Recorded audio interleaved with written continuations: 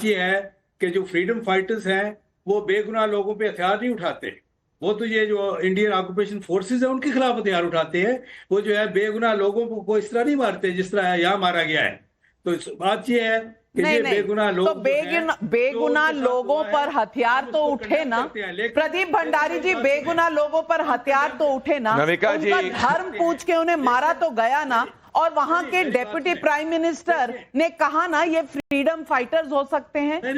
ये पाकिस्तानी आतंकवादियों को और उनके परस्त लोगों को यहां पे ना जवाब दूंगा, पर मैं ये कहना चाहता हूं, दिन गिन लो। आज पता नहीं कल सुबह जो है तुम्हारे घर के बाहर तुम सुरक्षित महसूस करो या ना करो। अगर आतंकवादी को रावलपिंडी में छुपाया है उसको उखाड़ के फेंकेंगे, लाहौर में छुपाया है उसको उखाड़ फेंकेंगे, और अगर मुनीर ने उसको जीएचक्यू में छुपाया उखाड़ के फेंकेंगे। तुम जगुलर वेन की बात करते हो, तुम्हारे पाकिस्तान के आतंकवादियों की जगुलर वेन जिसके हाथ में ना मुनीर की, अब उसको जवाब देंगे हम। हमें तुमको ना जस्टिफाई करना है ना तुम्हें सबूत देने, वो दौर चला चुका है नविका जी। और ये पाकिस्तान सिर्फ दो चीजों के लिए जाना जाता है, गधों के लिए और आतंकवादियों के लिए। इनकी हालत पिछली बार क्या हो गई थी, ये इनका अयाज सदीक जो लीडर ऑफ ऑपोजिशन था क्या कह रहा था पार्लियामेंट के अंदर, इनके की हालत खराब हो चुकी थी। इनके फॉरेन मिनिस्टर जो है वो हाथ जोड़ के कह रहा था कि रिहा कर दो अभिनंदन को वरना हिंदुस्तान जो है वो मिसाइल स्ट्राइक कर देगा। तो आज इनकी हालत खराब है, पूरी दुनिया इनके खिलाफ है। और तुमको पता नहीं तुमको क्या हिट करने वाला है। एक समय था जब ये मुशर्रफ क्या करता था बलूचिस्तान वालों को कि we will hit you and you will know what has hit you. मैं इनको कहना चाहता हूं तुम्हारे आतंकवादियों के ऊपर और तुम्हारे आकाओं के ऊपर जिस तरीके से तुम्हारी वो जमीन है ना आतंकवादियों की, जो वो मिट्टी में मिलेगी ना तुम्हें पता चलेगा पर जरूर दुनिया को पता चलेगा। इतनी गारंटी मैं आज आपके शो पे देना चाहता हूं। मैं पूछना चाहती हूँ वकार अब्रेज से, अब्रेज साहब मैं आपसे पूछना चाहती हूँ, कहीं किसी को इस दुनिया में कोई शक या शुबा है कि ये पाकिस्तान ने अंजाम नहीं दिया? आपके वजीर आजम, डेप्यूटी वजीर आजम खुद कह रहे हैं कि ये फ्रीडम फाइटर है, और आप किस तरह से बैकयार्ड हैं इन पूरे आतंकवादियों के, ये दुनिया जानती है, किसी से छुपा नहीं हुआ। और ऊपर से हम पर रौब जमाने की कोशिश कि हमारे पास न्यूक्लियर बॉम्ब है। अरे भाई, न्यूक्लियर बॉम्ब है तो जेब में रखना, क्योंकि यहां से जब मिसाइल आएगी, यहां से जब राफेल आएगा, यहां से न्यूक्लियर स्ट्राइक होगा तो पाकिस्तान कहां जाएगा? आपको इल्म भी है इसका? देखिए, जो पाकिस्तान को मिट्टी में दफन करने की बातें कर रहे हैं, मैं इनको ये जरूर कहूंगा कि दुश्मन के कदम आए अगर पाक वतन में, दुश्मन के कदम आए अगर पाक वतन में, हम इनको सुला देंगे मट्टी के कफन में। अगर कोई हमको की जन्नत में रहता है और ये तस्वुर करता है या गुमान करता है पुलवामा के बाद तुम्हारी हालत देखी थी ना, बालाकोट में क्या हुआ था, आवाज में वो बात करेगा। सर्जिकल स्ट्राइक में देखा था क्या हालत हुई थी, इनकी बात में कारगिल में देखे थे कैसे कांपे थे। अरे ये नरेंद्र मोदी जी का भारत है, मिट्टी में भी मिलाएगा, गधों को भी जवाब देगा और तुम्हारे आतंकवादियों को भी जवाब देगा। तुम तो ये देखो कि आसिफ मुनीर सुरक्षित है कि नहीं। ये जब शो खत्म होगा ना उसके बाद पता करना कि आसिफ मुनीर सुरक्षित है कि नहीं, सईद सुरक्षित है कि नहीं। अब तुम देखोगे हिंदुस्तान का जब सुदर्शन चक्र चलेगा। बार बार आपने जो हमारे डिप्टी प्राइम मिनिस्टर का हवाला दिया, शायद आपने उनकी पूरी प्रेस कॉन्फ्रेंस नहीं सुनी कि उन्होंने स्टार्टिंग में इसको कंडेम किया, इस बागियाना मुजरिमाना और फासिकाना इकदाम को कंडेम किया। तुम कंडेम करो ना कंडेम करो, कोई फर्क नहीं पड़ता। अमेरिका जी, ये इनका जो ये डिप्यूटी प्राइम मिनिस्टर है जो आसिफ मुनीर, जो वहां पे असली टेरर का मास्टरमाइंड है, जब पुलवामा के बाद में इनको जवाब दिया था उसको आईएसआई चीफ के रूप में हटाया था। तो आज मैं आपके चैनल से खुला कहना चाहता हूं इन सबको, और सुनो, इस शो के बाद में जाके आसिफ मुनीर से पूछना कि उसके आसपास जो लोग हैं वो उसके ही हैं कि नहीं है। जो एक तरफा ऐसे किसी जलसे, अरे तुम ये पूछो तुम्हारे आसपास के लोग तुम्हारे हैं कि नहीं है। अभी पानी रोकना शुरू हो चुका है, सोचो क्या होगा तुम्हारा। गौरव आर्या, एक मिनट अब्रेज साहब। गौरव आर्या अब प्रेस कॉन्फ्रेंस सुनाने की बात कर रहे हैं यहाँ अब्रेज साहब। प्रेस कॉन्फ्रेंस में पहले कह देंगे अगर कि हम तो कंडेम करते हैं, और फिर कहेंगे हमें क्या पता, ये तो फ्रीडम फाइटर है, ये तो फ्रीडम लेने वहां पहुंचे हुए थे। शेरी रहमान कह रही है कि किसी मुखालते में मत रहना, ऐसा मिस एडवेंचर मत करना। आपको लगता है कि ये डरा रहे हैं, धमका रहे हैं? औकात है इतनी? Navika ji, thank you for calling me on your show. मैं आपको बता देता हूं कि पाकिस्तानी खुद डरे हुए हैं और अब मैं प्रूव करके बताऊंगा क्यों डरे हैं। पाकिस्तान में ट्विटर काम नहीं करता, लेकिन कुछ कुछ ट्विटर हैंडल्स काम कर रहे हैं पाकिस्तान में, कुछ कुछ, और सारे के सारे न्यूक्लियर की बात कर रहे हैं। पाकिस्तानियों का फेवरेट स्पोर्ट है कि आओ चलो न्यूक्लियर खेलते हैं, हर चीज में न्यूक्लियर आर्म्ड, हर चीज में न्यूक्लियर आर्म्ड। रमीज राजा कमेंट्री देता है, 4-5 साल पहले की बात है, वो कहता है this is a match between 2 nuclear armed neighbours. ये इनका हाल है। ये पाकिस्तानी क्यों न्यूक्लियर की बात करते हैं? क्योंकि इनको पता है कि भारत हमला करने वाला है और इनको पता है कि न्यूक्लियर करेंगे तो 4 लोग आके बीच में बचाव करवा देंगे हमारा। मैं आपको 2-3 चीजें बता देता हूं। हम कोई आपको प्रूफ देने में इंटरेस्टेड नहीं है। हमने 26/11 का प्रूफ दिया था, आपके जज ने बोला दिस इज लिटरेचर, उसने कूड़ेदान में फेंक दी प्रूफ। हमने पाकिस्तान को कूड़ेदान में फेंक दिया। देखिए बात सिंपल सी है भाई साहब, मैं आपको समझा देता हूं। सिंपल सी बात है, यहां पे आपका मुकदमा हुआ है, मोदी जी ने फैसला दे दिया है, वो फैसला, उस फैसले को इंप्लीमेंट करना इंडियन आर्म्ड फोर्सेस का काम है, वो हम कर देंगे। ये बहस क्यों कर रहे हैं? ये बहस क्यों कर रहे हैं कि ऐसा हो जाएगा फिर वैसा हो जाएगा? कुछ नहीं होने वाला। ये सारा मामला एक तरफा है। आपने जो करना था पहलगाम में आपने कर दिया, ठीक है साहब, जिंदगी है, क्रिकेट का गेम है, सबकी बैटिंग आती है, अब हमारी बैटिंग है, कोई बात नहीं। देखिए होगा, मार पड़ेगी आप लोगों को, तबीयत से मार पड़ेगी। मैं एक और चीज बताऊंगा नाविका, ये जो अज्ञातों की बात करते हैं ना कि अज्ञात हैं, अननोन गनमैन जो पाकिस्तान में, मैं इनसे कहना चाहता हूं ये आसिम मुनीर का सर काट के लाओ मेरे पास। मेरी जितनी जिंदगी की कमाई है ना, मैं देने को तैयार हूं। आज नाविका कुमार की शो पे कह रहा हूं, जिंदगी की जितनी कमाई है, आसिम मुनीर का सर काट के लाओ इंडिया, मैं अपनी सारी जिंदगी की कमाई दे दूंगा, फिर चाहे मुझे दोबारा ग्राउंड जीरो से शुरू करना पड़े। हम लोगों ने जो गलती करी, एक ही गलती करी, हमने एंटी टेररिस्ट ऑपरेशंस करे। पाकिस्तानी पंजाबी फौज की लाशें जब पहुंचेंगी इनके गांव में, तब इनको पता लगेगा। ये जो लंबी लंबी बड़के मारते हैं नाविका, मैं आपको बात बताता हूं छोटी सी, आप ध्यान रखना, ठीक है? कुत्तों को घी हजम नहीं होता, इनको घी देना बंद करें, ठीक है? हमने जो करना है हम करेंगे, हमें आपसे कोई बहस नहीं करनी। अगर आपको लगता है कि आप ऐसा कर देंगे वैसा कर देंगे, बात सिर्फ 1971 के सरेंडर की नहीं है, बात जनरल बाजवा की भी है, जिसने बोला कि टैंक में तेल के लिए पैसे नहीं है, प्रेस कॉन्फ्रेंस में बोला, और यही चीज रिपीट करी हामिद मीर ने सबके सामने, जो आपका बहुत बड़ा एक जर्नलिस्ट है, right? You can not fight against India. ये एक तरफा मार है, ये एक तरफा मार है, और ये होने वाली है। देश का मूड बहुत खराब है। आप लोग जो भी दलीलें दें, बेकार की चीज है। मुझे तो ये भी नहीं पता कि आप क्यों बेइज्जत होने आए हैं इस प्रोग्राम में, क्योंकि वो होने वाला है, फिर आपका मुल्क भी बेइज्जत होगा, ये सब होने वाला है।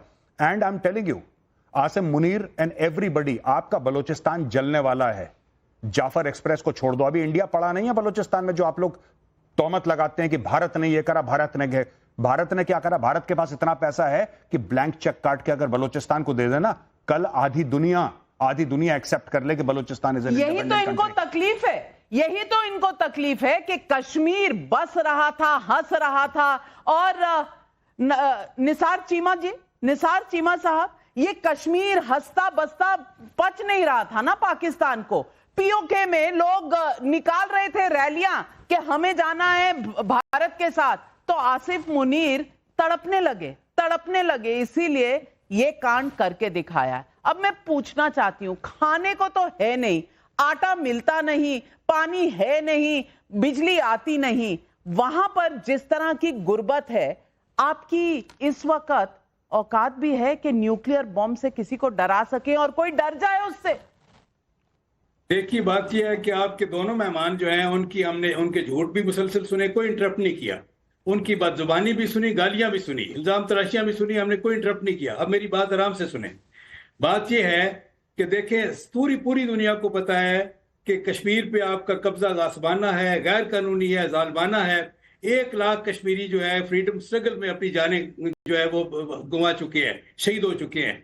15,000 से ज्यादा ख्वातीन जो हैं जो आपकी आर्म फोर्सेज हैं, उनके हाथों गैंग रेप का विक्टिम हो चुकी हैं। ये आदमी झूठ बोल रहा है, ये बैरिस्टर नहीं है, ये आदमी चोर है। 13,000 से ये आदमी जेब कतरा है, मोबाइल छीनता है, लाहौर की सड़कों पे ये आदमी झूठ बोल रहा है। बातें बोलना बंद कीजिए, आपका झूठ चलने वाला नहीं है, आपका झूठ चलने वाला नहीं है। भारत का एक शख्स यहाँ बर्दाश्त नहीं करेगा। मुनीर को नहीं बचा पाओगे क्या? उस आदमी को ठीक है, आसिम मुनीर को सुअर की खाल में उसको उड़ा के उसको नचवाया नहीं, नोएडा में मेरा नाम नहीं। तुम लोग क्या बात करते हो, झूठ बोलते हो। मुसलमान मुल्क तुम्हारे मुंह पे नहीं थूकते। मुसलमान मुल्क, किंगडम ऑफ सऊदी अरेबिया जहां पे मक्का और मदीना है, उसने बोला कि नहीं देना इनको वीजा। चोर के बच्चे हैं ये, जहां जाते हैं जेब कतरी करते हैं, जहां जाते हैं भीख मांगते हैं। मना कर दिया, सऊदी अरेबिया ने मना कर दिया, कतर ने मना कर दिया, यूएई ने मना कर दिया, फिर ये गए अपने भाई भिखारी के पास, बांग्लादेश के पास, कि यार सुनो, तुम कुछ हमें दे नहीं सकते, कम से कम कश्मीर का नाम तो ले लो।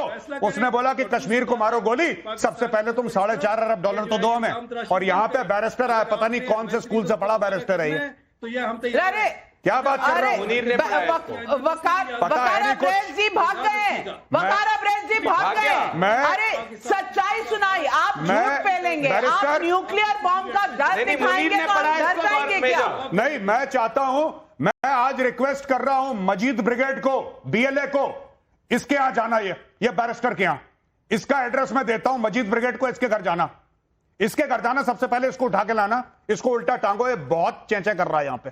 बहुत नहीं, क्या गारंटी है कि ये शो खत्म होगा उसके बाद ये सुरक्षित महसूस करेगा? नहीं, ये जिस तरह का झूठ भारत के बारे में फैलाते हैं, यही तो इनके अंदर जो नफरत है ये दिखाती है। We condemn everything। इसकी बुकिंग करवाओ जाफर एक्सप्रेस में, जूते की नोक पे ना ले, इसकी बुकिंग करवाओ जाफर एक्सप्रेस में, जाफर एक्सप्रेस में बुकिंग करवाओ। आपकी कॉन्डेमनेशन हमें नहीं चाहिए। हम भारत ने बहुत लंबी रस्सी दी हुई है आपको, लेकिन जो रस्सी है जल चुकी है, बल नहीं जाता। ये जो रस्सी है ना, अब इसको जला तो चुके हैं, अब इसका बल ठीक करने का टाइम आ गया है। प्रदीप भंडारी, मैं पूछना चाहती हूं, अकड़ किस बात की है? जेब में 2 कौड़ी नहीं, पास में कुछ मिल नहीं रहा, दुनिया में इनकी कोई वुक्कत नहीं, ये ऐंठते किस बात से? नविका जी, हर गधे को लगता है कि उसमें अकड़ है, पर जब गधे को पता चलता है कि गधा है, वो तब समझ में आता है। गधा अगर शेर की खाल पहन ले तो शेर नहीं बन जाता है, और वही हाल पाकिस्तान का है। अरे मैं तुमको कह रहा हूं, और मेजर मैं कहना चाहता हूं, आसिम मुनीर ने इसको सिखाया होगा, पर क्या गारंटी है कि शो खत्म होने के बाद आसिम मुनीर इसको अपने आप को सुरक्षित महसूस कर पाएगा? अरे वीजा लेके कोई मुस्लिम मेजोरिटी मुल्क में भी नहीं जा सकते, पूरी दुनिया तुम्हारे खिलाफ है। और जब मैं तुमसे बात कर रहा हूं ना, कई दुनिया के नागरिकों ने कह दिया कि पाकिस्तान के अंदर ट्रैवल नहीं करना है। सोचो क्या हाल होने वाला है तुम्हारा।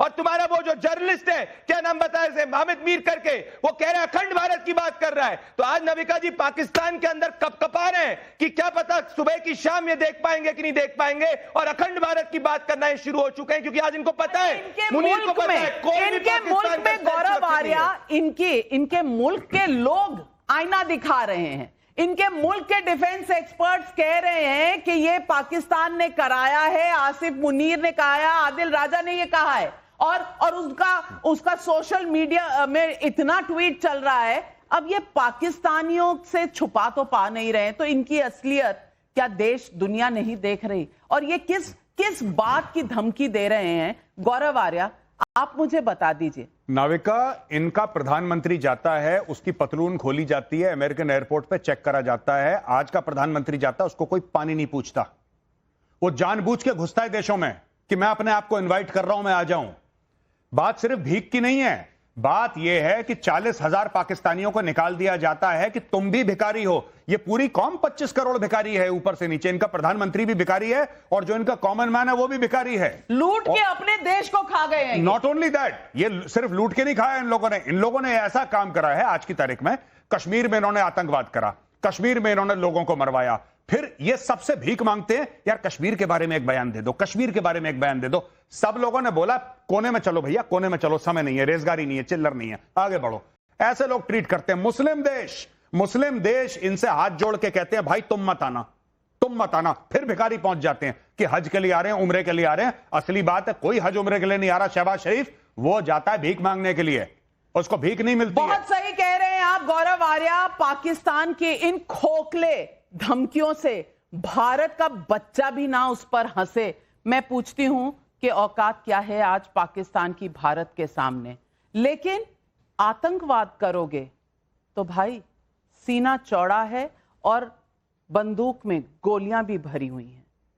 आज फैसला होकर रहेगा, और याद तरोताजा कर लीजिए ये तस्वीरें हैं 1971 की। ना याद हो तो कारगिल का युद्ध याद कर लीजिए, ना याद हो तो ये जो आपको अपने अस्त्र डालने पड़े थे और सारे 90,000 वहां पर कैद हो गए थे, प्रिजनर्स ऑफ वॉर, वो याद कर लीजिए। भारत ने हमेशा दिखाया है कि हम बहुत लंबी रस्सी देते हैं, लेकिन अब रस्सी भी जलेगी, बल भी जाएगा।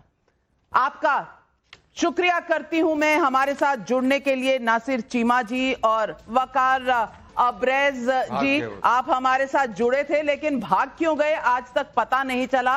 लेकिन पाकिस्तान को टाटा कहते हुए बुलाऊंगी आज हमारे देश में जो सबसे बड़ा सवाल है, और सबसे बड़ा सवाल आज देश में यही है, और सवाल ये पब्लिक पूछ रही है, आतंक के धर्म युद्ध को जस्टिफाई करने की कोशिश क्यों हो रही है?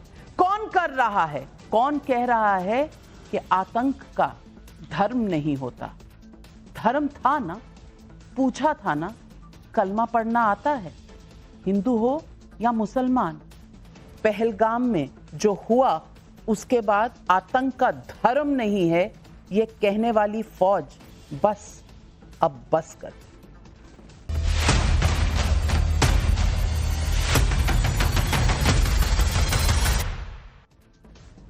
पहलगाम में धर्म पूछकर और कलमा ना पढ़ने वाले लोगों पर आतंकवादियों ने हमले कर दिए। तो इस बीच में मैं पूछना चाहती हूं कि इस देश में कौन है जो कह रहा है आतंकवाद का कोई धर्म नहीं होता? ये सवाल जवाब देने के लिए हमारे साथ प्रदीप भंडारी, मेजर गौरव आर्या तो हैं ही, जुड़ रहे हैं हमारे साथ। अमित रैना कश्मीरी एक्टिविस्ट हैं। मेरी दाईं ओर राजकुमार भाटी समाजवादी पार्टी के राष्ट्रीय प्रवक्ता, जगदीश शर्मा कांग्रेस के नेता, प्रोफेसर अखिल स्वामी पॉलिटिकल एनालिस्ट भी जुड़ रहे हैं। और भाटी साहब, मैं आपसे पूछना चाहती हूं, अब भी क्या हम यही कहेंगे कि आतंकवाद का धर्म नहीं होता?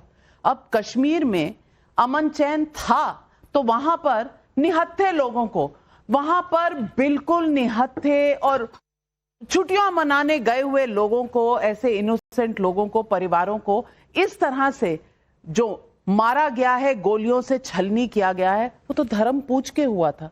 तो आज बार बार ये धर्म की बात क्यों निकल रही है? नहीं, कश्मीर के पहलगाम में जो ये हमला हुआ है आतंकवादियों का, ये बहुत ही नृशंस, बहुत ही निंदनीय, बहुत ही दुखद है और चिंता की बात है। और ये पाकिस्तान की शह पर हुआ है और आतंकवादियों ने धर्म पूछ कर, धर्म देख कर, पहचान करके लोगों को मारा। इन बातों में कहीं कोई संदेह नहीं है। उसके बाद जिस तरह पूरा देश एकजुट एक साथ खड़ा हुआ है, सरकार को समर्थन दिया है, सर्वदलीय मीटिंग में सभी पार्टियों ने कहा कि सरकार सख्त से सख्त कार्रवाई करे और पाकिस्तान से इस बात का बदला लिया जाए और आतंकवादियों से बदला लिया जाए, वो भी एक अच्छी पहल है। और इसके साथ साथ कश्मीरी मुसलमानों ने और बाकी देश के मुसलमानों ने जिस तरह की एकजुटता दिखाई है, कश्मीर की मस्जिदों से इन हमलों की निंदा की गई है, पाकिस्तान की निंदा की गई है, शोक संवेदनाएं व्यक्त की गई हैं। और जो अनेक वीडियो और अनेक खबरें आ रही हैं, जो लोग पीड़ित हैं उनके परिजन बता रहे हैं कि वहां के लोकल मुसलमानों ने उनकी मदद की, उन्हें जो बच गए थे लोग उन्हें बचाया भी, उनकी मदद की, उन्हें अपने घर ले गए। जो एक व्यक्ति वहां मारे गए, केरल के रामचंद्रन जी, उनकी बेटी आरती कह रही है, मैंने पिता को खोया लेकिन मुझे 2 भाई मिले। वहां पर मुसाफिर और समीर उन्हें अपने घर ले गए, उन्हें उनकी देखभाल की। इस तरह की भावनात्मक बातें जो आ रही हैं, इससे पता चलता है कि इस देश में एकता की जड़ें बहुत गहरी हैं।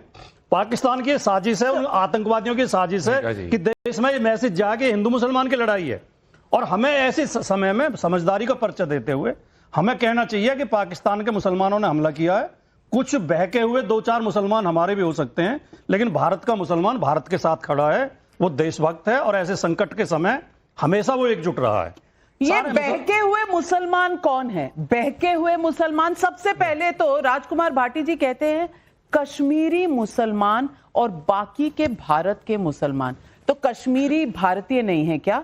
क्या ये क्वालिफिकेशन जो है ये जस्ट लाइक दैट है कि भाई कश्मीरी मुसलमान अलग, बाकी के मुसलमान अलग? मैं हर मुसलमान, चाहे वो कश्मीर का हो, गुजरात का हो, बंगाल का हो, वो है तो भारत का। लेकिन ये क्वालिफिकेशन क्यों आती है? और जब प्रदीप भंडारी जब मारा गया और धर्म पूछ के मारा गया, तो अखिलेश यादव अपनी प्रेस कॉन्फ्रेंस में ये कहने की क्या जरूरत पड़ गई कि भाई आतंकवाद का तो कोई धर्म नहीं होता।